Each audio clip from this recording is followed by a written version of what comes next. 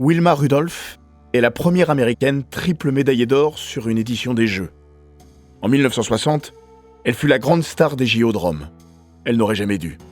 Victime d'une poliomyélite à 4 ans, elle était condamnée par la médecine à ne plus jamais retrouver l'usage de sa jambe gauche. Elle y est parvenue, jusqu'à devenir une légende injustement oubliée, parce que son œuvre dépasse le sport.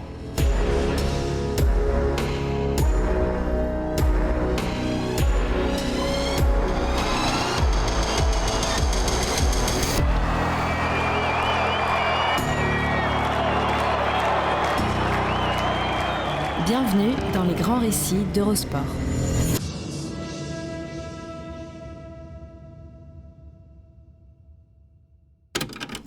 Quand la légende est plus belle que la réalité, imprimez la légende.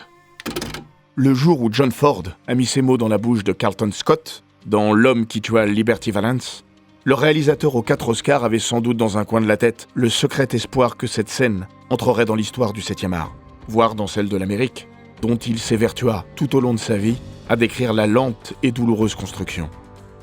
Une chose est certaine, Ford ne faisait aucunement référence à Wilma Rudolph, athlète exceptionnelle à tous les sens du terme, et devenue, 2 ans avant la sortie de son film, une légende bien vivante dont on peut imprimer la réalité sans que ça n'abîme le mythe.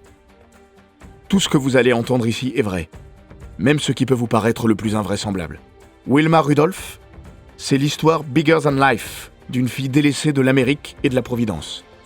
Son extraordinaire destinée tient sur ses 2 jambes, dont une qui n'aurait jamais dû la propulser dans l'histoire de son sport, et surtout de son pays. Parce que, si les bonnes fées se sont penchées sur son berceau le jour de sa naissance, elles étaient venues sans leur baguette magique.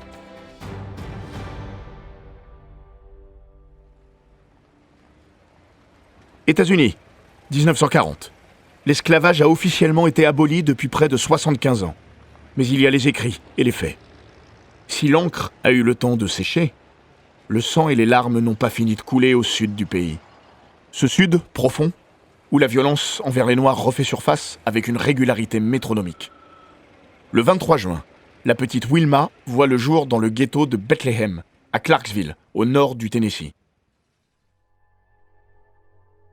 On ne peut être plus éloigné de l'idéal américain. Quand le pays fourbit ses armes et se battra bientôt pour libérer le monde de la barbarie nazie, la bannière étoilée ne montre que peu d'égards à l'endroit d'une partie des siens, dont Wilma Rudolph finira par être l'un des phares. L'Amérique est le pays de tous les possibles, à condition d'être blanc et bien portant. Wilma Rudolph est noire, née prématurée. Quand elle pousse son premier cri, la fillette ne pèse que 2 kilos et des poussières. 20e rejeton d'une famille de 22 enfants, elle est la fille d'un porteur de bagages de la gare locale et d'une domestique. À 4 ans, sa vie bascule, jusqu'à la porter au-dessus d'un précipice dont on ne ressort que rarement et jamais indemne. Après avoir été, entre autres, victime d'une double pneumonie et d'une scarlatine, elle contracte une poliomyélite qui lui fait perdre l'usage de sa jambe gauche. Elle portera désormais une attelle métallique. Et les médecins sont catégoriques. Elle ne marchera plus. Elle n'a plus de force dans sa jambe et son pied. Nous sommes en 1944. Si Franklin Delano Roosevelt a prouvé qu'il était possible de devenir président des États-Unis avec un handicap, il est inconcevable de s'imaginer un avenir d'athlète. Dans 16 ans, Rudolph deviendra pourtant la femme la plus rapide du monde. L'histoire de Wilma Rudolph, c'est avant tout une immense leçon de résilience et d'amour. Un amour familial qui a poussé une fratrie à aider une petite fille que rien ne prédestinait à embrasser un destin d'exception. Condamnée par la médecine, elle a été sauvée par les siens et son exceptionnelle volonté. Mes médecins me disaient que je ne marcherais plus jamais. Ma mère me disait que j'y arriverais. J'ai cru ma mère. Toutes les semaines, cette dernière parcourt les 80 km séparant le domicile des Rudolph du premier hôpital acceptant les Noirs, à Nashville. À la maison, ce sont ses aînés qui l'amassent quotidiennement. J'ai passé le plus clair de mon temps à chercher comment retirer mes attelles. Quand vous êtes issu d'une grande et formidable famille, il y a toujours un moyen de parvenir à vos fins. Petit à petit, sa condition s'améliore. À 9 ans, elle se débarrasse de ses attelles. 2 ans plus tard, elle quitte les chaussures orthopédiques qui avaient pris le relais de ses encombrantes armatures. Wilma est âgée de 11 ans. Elle marche. Elle court même, vite. Et elle saute. Haut. Wilma est déjà grande pour son âge. Et dans sa quête de normalité, elle s'est prise de passion pour le basketball, qu'elle pratique dès qu'elle peut, avec l'une de ses sœurs. À la Burt High School, elle finit par intégrer l'équipe de l'école, bat le record de points sur un match et va même jusqu'à être sélectionnée dans l'équipe de l'État du Tennessee. Mais les cours de basket sont vite étriqués pour celle qui est surnommée Skeeter. Parce qu'elle est insaisissable et va vraiment trop vite pour se cantonner à bondir un ballon de basket à la main. Ed Temple est l'entraîneur de l'Université du Tennessee. Faiseur de championne, puisqu'il enverra tout au long de sa carrière 40 athlètes au JO pour 13 titres, il a rapidement été bluffé par la vitesse et les qualités naturelles de Wilma Rudolph.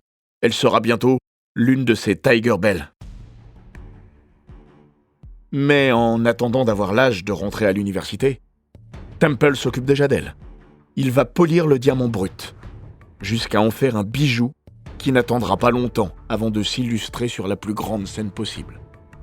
À 16 ans, avec un relais issu de l'Université du Tennessee, elle décroche le bronze sur le 4x100 mètres aux Jeux de Melbourne. Le meilleur reste à venir. Sous la coupe de Temple, Wilma Rudolph grandit, dans tous les sens du terme, techniquement et physiquement.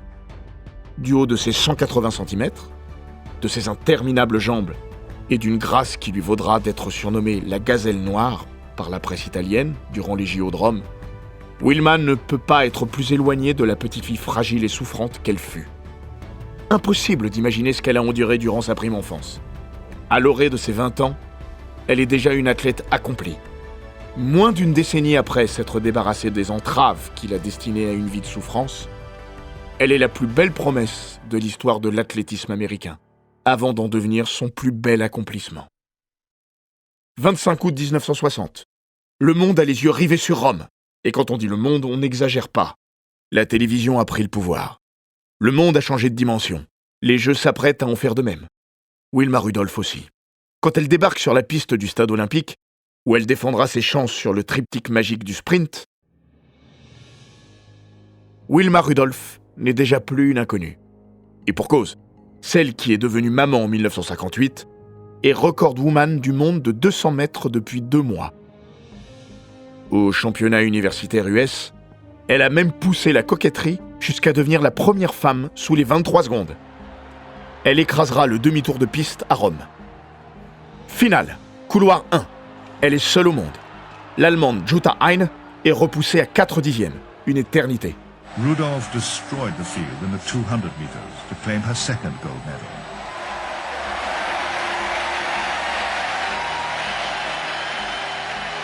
Trois jours avant cette démonstration de force, Wilma Rudolph avait écrasé la concurrence sur la ligne droite. Record du monde égalé en demi, pulvérisé en finale. L'Américaine sera privée de son temps de référence en raison du vent qui soufflait un peu trop dans son dos. Partie remise, elle le battra 1 an plus tard. Et puis, l'essentiel est ailleurs. La revanche de Wilma Rudolph sur le destin est éclatante. Cerise sur le gâteau, elle remporte le 4x100 mètres avec ses partenaires de l'Université du Tennessee, sous bannière étoilée. Les Tiger Bell mettent le monde au tapis. Malgré un dernier passage de témoins catastrophique, Skeeter remonte les 2 mètres de débours qui la séparent de Jutta Hein.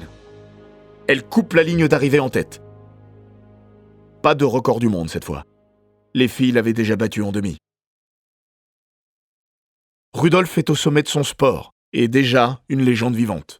Aucune Américaine n'avait décroché 3 titres olympiques lors d'une même édition des JO avant elle.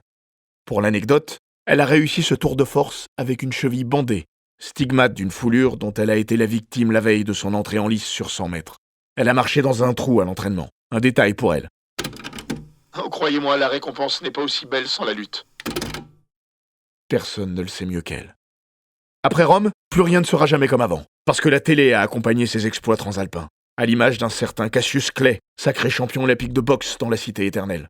Wilma Rudolph devient une star. Elle apparaît dans le Ed Sullivan Show, rendez-vous dominical suivi par 60 millions de ses compatriotes sur CBS, et fréquenté par les Beatles ou Elvis, pour ne citer que les plus prestigieux convives de l'incontournable émission. Good evening, ladies and gentlemen. Tonight, live from New York, the Ed Sullivan Show. And now, here he is, Ed Sullivan. Rudolph et sa maman auront également les honneurs du bureau ovale de la Maison-Blanche et d'une rencontre avec le président fraîchement élu, John Fitzgerald Kennedy. À l'orée des années 60, cet événement va bien au-delà du simple symbole. L'Amérique n'a pas encore changé. Mais à une époque où la question des droits civiques est brûlante, Wilma Rudolph devient une ambassadrice rêvée de la cause afro-américaine. Vous grandissez en voyant et entendant toutes ces injustices. Bien souvent, ces cicatrices profondes ne guérissent pas. Confiera-t-elle plus tard. À Clarksville, ville où la ségrégation est bien plus qu'un concept, elle s'attelle à changer la donne. À son échelle, quand le gouverneur Buford Ellington, dont les idées sont aussi courtes que ses cheveux, souhaite organiser une parade en son honneur au retour des Jeux, l'athlète n'est pas emballé. Sauf si la population noire y est conviée. Ce sera le cas. Un petit pas pour l'homme, un grand pas pour l'Amérique. La suite de sa vie sera consacrée aux autres, parce que Wilma Rudolph range ses pointes en 1962. L'athlétisme ne la fait pas vivre, et surtout, elle n'a pas envie de se voir décliner. Pourquoi aller à Tokyo si c'est pour faire moins bien qu'à Rome ? Si je ne gagne que 2 médailles, il me manquera quelque chose. J'ai déjà fait comme Jesse Owens. Je reste avec ça. La triple championne olympique et triple recordwoman du monde termine ses études et se lance dans l'éducation des jeunes sportifs, entre autres.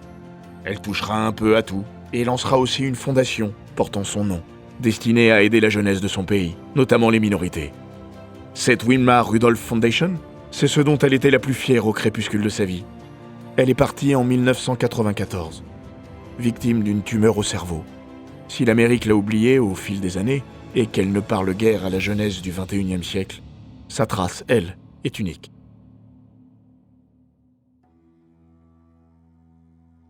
Jackie Joyner Kersee, autre légende américaine de l'athlétisme, a dit au moment de la mort de Rudolph: Elle a posé les fondations pour toutes les femmes qui voulaient devenir de grandes athlètes.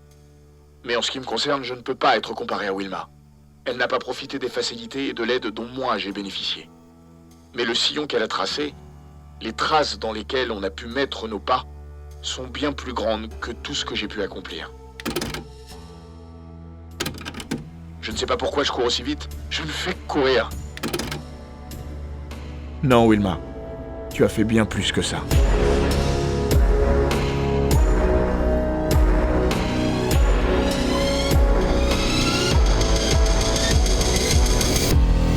Cet épisode des Grands Récits d'Eurosport a été écrit par Maxime Dupuis. Il est raconté par Florian Bayou, monté par Jean-Gabriel Rassa et produit par Bababam. N'hésitez pas à vous abonner, commenter, partager et noter ce podcast sur Apple Podcast, Google Podcast, Castbox, Spotify, Deezer et toutes les plateformes audio.